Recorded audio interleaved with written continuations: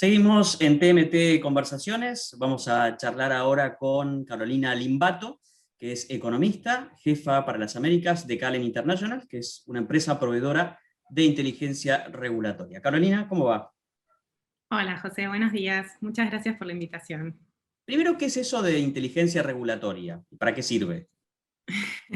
Inteligencia regulatoria sirve para tomar decisiones, básicamente para tomar decisiones, para armar estrategias, y ese es el enfoque que tomamos desde Calen International. Somos un grupo de especialistas, abogados, economistas, ingenieros, especialistas en regulación, y lo que buscamos es comparar y analizar la información de forma neutral para hacer una plataforma común de información para todo el ecosistema de telecomunicaciones, medios y digital, y que sea como un poco la fuente de referencia neutral donde se pueden poner de acuerdo diferentes actores. Ujú. Y una de las estrellas, de los temas que están en el firmamento de las telecomunicaciones es el 5G, ¿no? Que empieza a sonar, a la gente le empieza a sonar, digamos, empieza a haber actividades, los gobiernos empiezan a mencionar el tema, las empresas de servicios de telecomunicaciones también. Pero, ¿qué es 5G?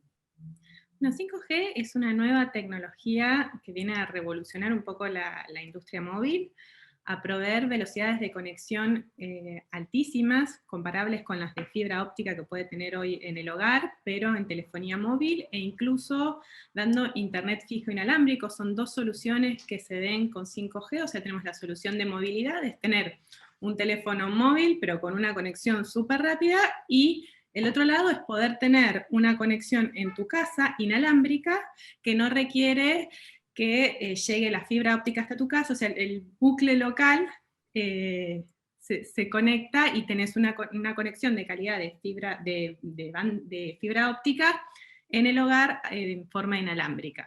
Ujú. Hay quienes dicen que 5G no es simplemente, bueno, porque obviamente 5G refiere a que hubo un 4G, un 3G, un 2G, que no es una generación más de tecnología, sino que va a ser justamente revolucionaria y que va a tener impacto en el sector productivo. ¿Por qué se dice eso?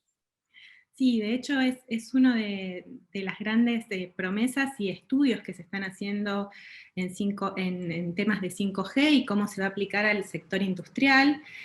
Países como Alemania y Francia, por ejemplo, establecieron condiciones específicas para dar espectro 5G para conectar industrias, lo que le llamamos en el sector, le llamamos la conexión de verticales.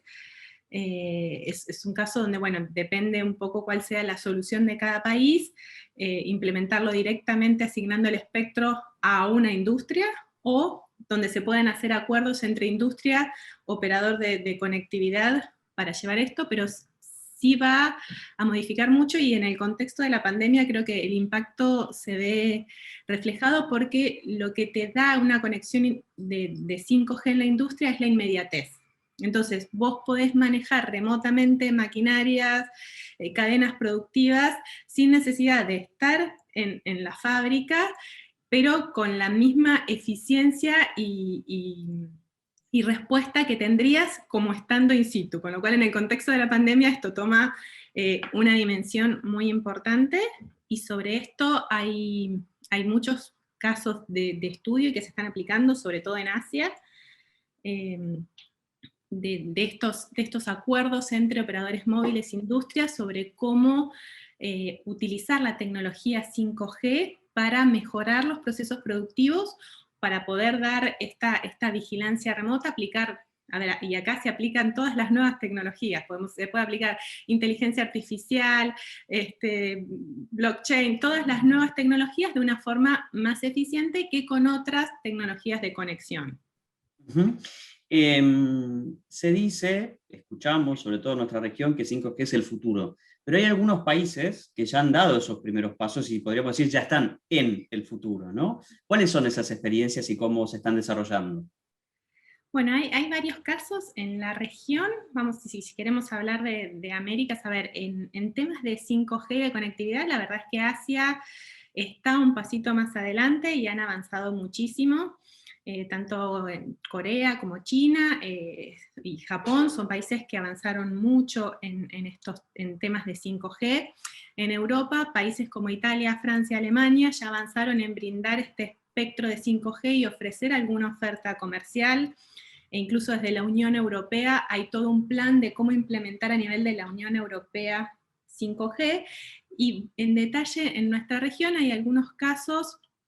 El caso creo que más relevante o que va de punta es el caso de Estados Unidos, que fueron los primeros en adoptar un plan de 5G integral, donde incluye tanto temas de espectro como temas de despliegue de infraestructura, de ciberseguridad y de actualización regulatoria. Son 4 ejes en los que se necesitan para que efectivamente esta tecnología se pueda aplicar. Nosotros, sobre todo los analistas, tenemos la tendencia de, cuando hablamos de 5G, hablar del espectro, pero bueno, después hay un montón de otros pasos que son necesarios. En el caso de Estados Unidos tienen este plan integral, ya han asignado más de 10 GHz de espectro para 5G exclusivo, y este espectro se asignó tanto a los operadores incumbentes como a operadores más chiquitos, operadores de cable. La última licitación de espectro fue en la banda de 3.7, que es una banda atípica, y el espectro se asignó a ISPs locales, empresas de cable, incluso industrias, para aplicar conectividad en zonas específicas.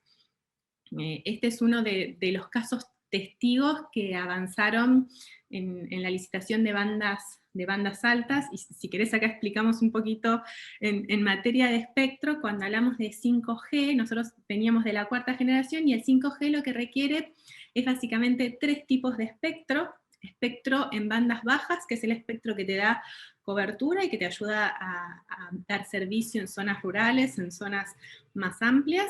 Espectro de bandas medias, que te ayuda a dar capacidad en zonas urbanas, y el espectro de bandas altas, que es el que te da esta ultra velocidad y baja latencia, que generalmente se utiliza más en zonas urbanas o densamente pobladas, o en polos industriales, como hablamos hace un ratito.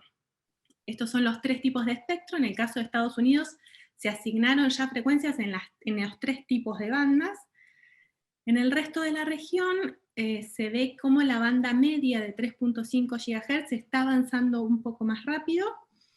En el caso de México se hizo un refarming, pero todavía no se autoriza a utilizarlo para 5G. En el caso de Perú se quiso hacer un refarming, no se pudo hacer, y finalmente se autorizó el uso de 5G en la banda como estaba, que no es lo más eficiente, pero bueno, es una muestra de intención, creo, de implementar 5G. Y en el resto de la región se está pensando. En Chile fue el primer país que asignó bandas de 5G hace 2 meses, y también asignó en bandas bajas el remanente que tenían de 700 MHz, bandas medias y bandas altas todavía no se asignó, pero por una cuestión administrativa se van a asignar en teoría en estos meses. Y en el caso, por ejemplo, de Brasil, es el próximo país que anunció su concurso de espectro, donde también involucra los 3 tipos de bandas de espectro. El resto de los países, en Uruguay, bueno, se puede nombrar la experiencia con Antel, donde se está dando este internet fijo inalámbrico utilizando tecnología 5G, con el operador estatal, que tenía espectro en bandas altas, y el regulador lo aprobó utilizarlo para dar este servicio, y hay algunos accesos. Y en el resto de los países es un proceso de estudio, de análisis y de pruebas. Hay muchos países que están haciendo pruebas de 5G, pruebas piloto, incluso pruebas comerciales. En Argentina, ya que hablamos desde nuestro lugar, se están haciendo unas pruebas pilotos con el ENACOM, todos los operadores de servicio y los proveedores de equipamiento. Digo que en este punto es muy importante ver qué alianzas hacen los operadores locales con los proveedores de equipamiento para brindar esta tecnología. En el caso de Colombia hay una prueba de 5G comercial con DirecTV, y hay muchas pruebas de todos los operadores móviles, incluso ellos tienen un plan específico para testear 5G.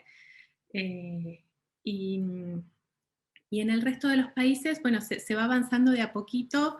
Como sabes, en nuestros países hay muchos desafíos regulatorios para lanzar un nuevo servicio, y 5G viene a presentar una revolución, pero también tiene muchos desafíos. Carolina, si tuvieras que resumirlo, ¿qué cosas impulsan empujan, digamos, estimulan el desarrollo, el despliegue, la adopción de 5G, y qué cosas frenan ese desarrollo, ese despliegue que, como venimos describiendo, es importante de cara al desarrollo económico, social, cultural de nuestros países. Mira, si querés lo podemos organizar como en una línea de tiempo sobre en qué punto se tendría que trabajar y cuáles son los desafíos que tenemos. Y el primero, la base, es obviamente liberar el espectro. Entonces, de ahí hay que estudiar el espectro disponible, las bandas que están hoy de 5G, analizar si están libres y asignarlas, que eso es una tarea bastante ardua, y sobre todo si hay ocupación en la banda, liberar las bandas a veces no es tarea fácil. En segunda etapa, los operadores tienen que querer participar en ese concurso y poder adquirir el espectro en condiciones asequibles. Nosotros en nuestra región tenemos grandes grupos de empresas que están en toda la región y que creo que no tienen un bolsillo infinito, un bolsillo de payaso para poder pagar un espectro muy caro. Entonces de eso creo que también va a depender un poco si los operadores tienen la capacidad de pagar por ese espectro y cuál es el precio que se pide, ¿no? por ese espectro de 5G, que es una de las grandes incógnitas o de los desafíos que van a tener en la región. Y supongamos que el espectro ya está liberado, asignado, los operadores lo pagaron y lo tienen que desplegar la infraestructura. Y este es otro desafío importante que tenemos en nuestra región, y que es un desafío desde el 3G y desde el 4G, y se va a potenciar en el 5G, porque en 5G vamos a necesitar estas torres de telefonía móvil que vemos en todos lados, y también células más pequeñas que se tienen que instalar en edificios o en lugares específicos para ayudar a brindar esta alta capacidad. Entonces vas a tener unas macroceldas, unas microceldas, todo tiene que trabajar en conjunto y todo tiene que estar conectado con fibra óptica. Con lo cual esto genera un desafío en el despliegue, como sabrás, en nuestro país y en casi toda la región. Los permisos dependen a nivel municipal, esto tiene que estar bastante estandarizado para que pueda avanzar a un ritmo lógico y cumplir con las obligaciones de cobertura que normalmente vienen asociadas con todos estos derechos de espectro. Y bueno, y una vez que ya tenemos el espectro, lo pagaron, lo desplegaron, tenemos que tener clientes, ¿no? Este es el punto clave. Tenemos que tener clientes y decidir si estos clientes van a ser clientes específicos en empresas o polos industriales, si van a ser clientes en sus hogares que usan la versión inalámbrica, o si van a ser clientes que pagan un abono de telefonía móvil 5G. Y acá depende, bueno, es un análisis más de mercado, pero bueno, depende mucho obviamente del estado de la economía y de a qué precio se puedan ofrecer estos planes y esta conectividad de 5G. Carolina, muchísimas gracias. Muchas gracias, José. Hablábamos con Carolina Limbato, economista, jefa para las Américas de Calen International, empresa proveedora de inteligencia regulatoria, e integrante de Chicas TIC Latam, que es un grupo de mujeres que trabajan profesionalmente en el sector de las telecomunicaciones. Hasta la próxima.